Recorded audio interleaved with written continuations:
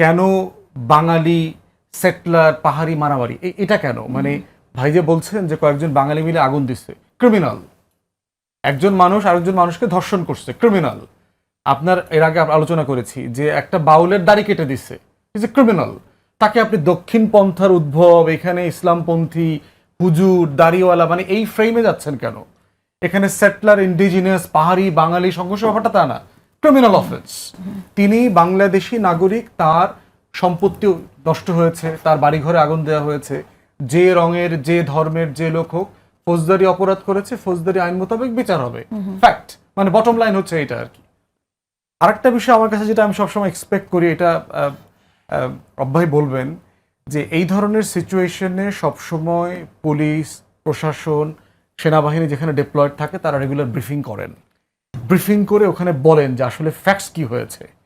এই যে মাইকেল ভাই বলছেন না যে এখানে আমরা যে পত্রিকাতে, আমি তো নিজে ওখানে গিয়ে খবর পড়ি নেই, আমি জাতীয় পত্রিকার গুরুত্বপূর্ণ পত্রিকাতে যা পড়েছি সেটা বললাম আর কি। আমাদের সেনাবাহিনীর পক্ষ থেকে সিরিয়াসলি আপডেট করা, আইএসপিআর এর পক্ষ থেকে, অথবা ওইখানের যারা রেজিমেন্ট ডিপ্লয়েড আছেন তারা ব্রিগেডের পক্ষ থেকে যদি রেগুলার ব্রিফ করেন যে আজকে 2 ঘন্টা এটা হয়েছে, আজকের এই ঘন্টা এইটা হয়েছে, আজকে সোফার আমরা এই অ্যাকশন নিয়েছি, এখানে 3 জন বাঙালি ক্রিমিনালকে আমরা গ্রেফতার করেছি, ওখানে পাহাড়িদের বাড়ির ঘরে অ্যাটাক হয়েছে, এটা একটা ব্রিফ করলেন। ব্রিফ করলে যেটা হয় যে পত্রিকাগুলো রেগুলার নিউজ কালেকশনটা ইজি হয়ে যায়। তা না হলে যেটা হয়, সাংবাদিকের জন্য আপনার গাজীপুরে গিয়ে সংবাদ সংগ্রহ যত সহজ, পাহাড়ের যে জিও পলিটিক্স আছে, ওখানকার ভূগোল আছে, টেরেইন আছে, ডিফিকাল্টিজ আছে, তারা মাইকেল ভাই, রব ভাইরা জানবেন যারা ওই এলাকাটা চেনেন ভালোভাবে।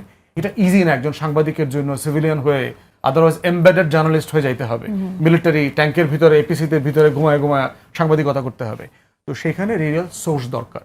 পাহাড়ি জনগোষ্ঠী যারা আছেন ওখানে, সে চাকমা হোক, মারমা জনগোষ্ঠী, তাদের প্রতিনিধিদের পক্ষ থেকেও মানে প্রেস কনফারেন্স করে বলা দরকার যে আসলে আমাদের এখানে কি হয়েছে।